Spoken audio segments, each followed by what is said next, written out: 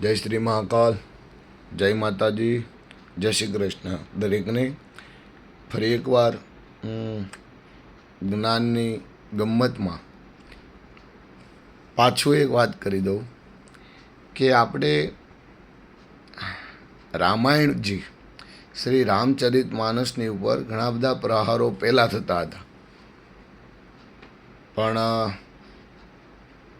રામચરિત માનસની અંદર ભગવાને એમ કીધું છે,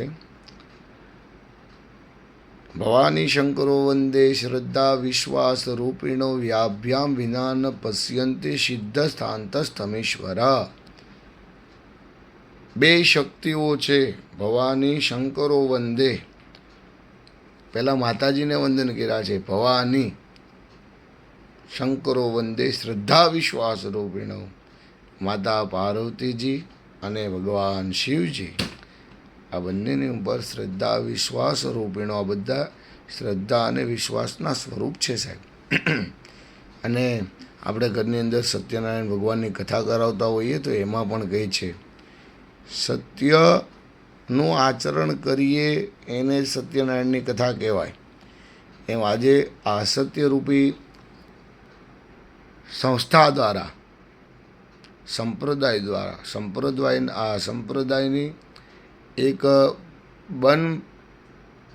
બનાવેલી ઘટનાઓ, જેના તમે બીજા કોઈ દાખલા નહીં જોયા. વિશેષમાં હું તમને કાંઈ ન બોલું, કેમ કે તમારી શ્રદ્ધા છે તો હું તમને વંદન કરું છું, પણ મારી શ્રદ્ધા ઉપર તમે ઠેસ ન પહોંચાડી શકો.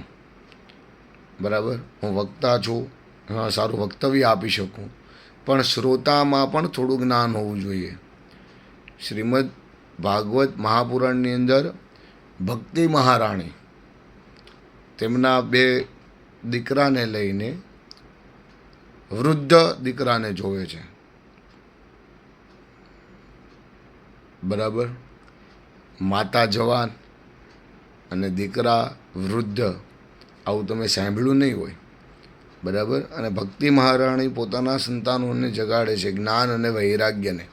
ત્યારે નારદજી ત્યાંથી પસાર થાય છે અને નારદજી જોવે છે, એટલે નારદજીને કહે છે ભક્તિ મહારાણી, ભો ભૂ સાધુ ક્ષણમ તિષ્ઠ મત ચિંતા અપી નાશનમ.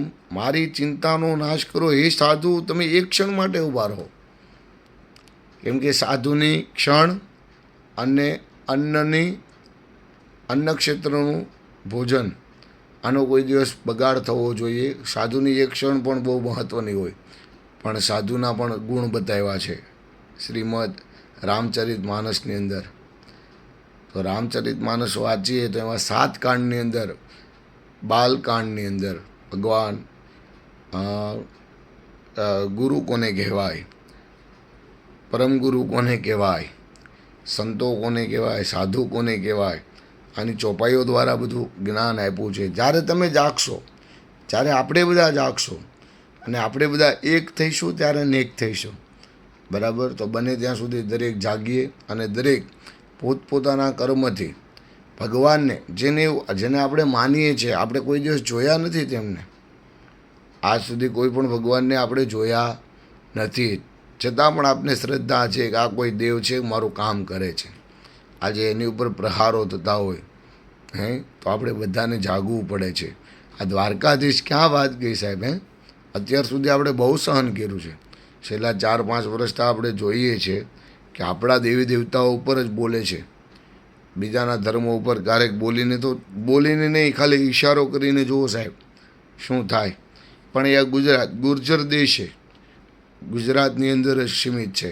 ગુજરાતની બહાર જઈને વાત કરે, પણ જ્યારે બધા એક થઈશું ત્યારે આ આપણા ધર્મ ઉપર બોલી નહીં શકે, આપણા ધર્મ ઉપર પ્રહારો નહીં કરી શકે, આપણા ધર્મ ઉપર ટિપ્પણી નહીં કરી શકે. આજે આપણે એ કરીએ છીએ, કોઈ દેવી દેવતાને જોક્સ આવે એટલે એકબીજાને આપણે મોકલીએ અને હસીએ.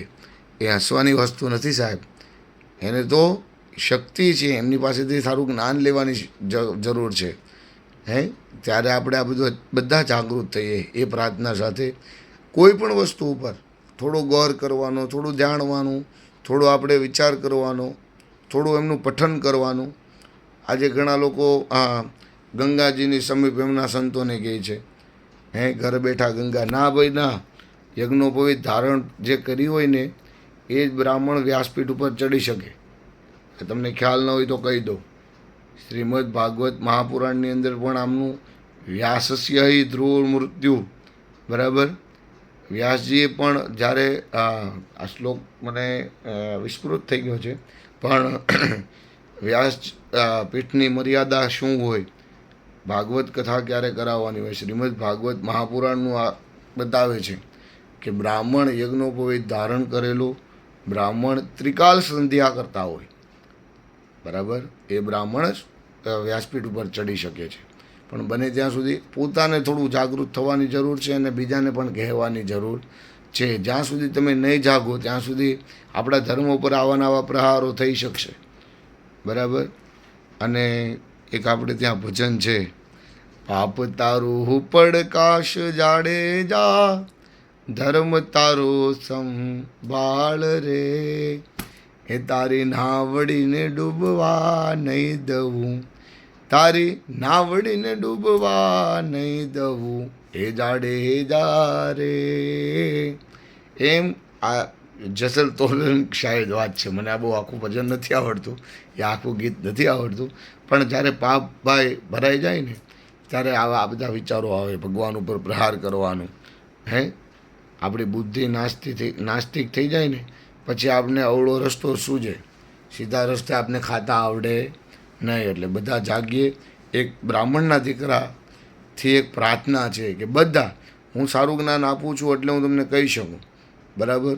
હું કોઈ વ્યસન નથી કરતો એટલે હું તમને કહી શકું, પણ હું જ વ્યસન કરતો, હું જ ખરાબ બોલતો તો તમને હું કહી શકું નહીં. એટલે બધા જાગીએ, બધા પોતપોતાના કર્મથી, કર્મ પ્રધાન વિશ્વ કરી રાખા મારી પ્રિય ચોપાઈ છે આ, બરાબર. જેવું કર્મ કરશો એવું તમને ફળ મળે ને મળે જ. એટલે બધા જાગીએ, બધા આપણે આગળ વધીએ અને બધા ધર્મ પ્રત્યે, ધર્મે નહીં ના પશુભી ન રાણા, હમણાં વાત કરી મેં આના પહેલાંના વિડીયોની અંદર કે ધર્મ વિનાનો માણસ પશુ સમાન છે, બરાબર. એટલે આપણો ધર્મ એક જ છે, હિન્દુ સનાતન વૈદિક ધર્મ, અને 18 પુરાણ છે. મદ્વયમ ભદ્વયમ ચૈવ ભત્રયમ વ ચતુષ્ટયમ અનાપલિંગ કુષ્કાની પુરાણાની પૃથક પૃથક. આ શ્લોકની અંદર નામ છે બધા પુરાણોના. 4 વેદ છે. આ બધું જાણીએ, થોડું વાંચીએ. ખાલી હું કહું એમ નહીં, હજી કહું છું, તમે પણ જાણો, તમે પણ જાગો અને તમે પણ વાંચો તો તમને પણ સારું જ્ઞાન આવશે. હું કંઈ પૂર્ણ જ્ઞાની નથી, બરાબર. જેટલું મારામાં જ્ઞાન છે એટલું હું પીરસું છું, પણ આ વિડીયો દ્વારા તમે આ વિડીયોને શેર કરજો અને સારું જ્ઞાન પહોંચાડજો અને સારું જ્ઞાન લેજો. એટલે ભગવાન તમારું, તમારા પરિવારનું, તમારા વંશનું, તમારા વંશની અંદર આવનારા સંતાનોનું કલ્યાણ થશે અને આપણો ધર્મ પણ બચી જશે, બરાબર. આવા નાના મોટા બોલવાથી કાંઈ થાય નહીં. હજી એક વાત કહી દઉં, દ્વારિકાની જે વાત કરી, બરાબર.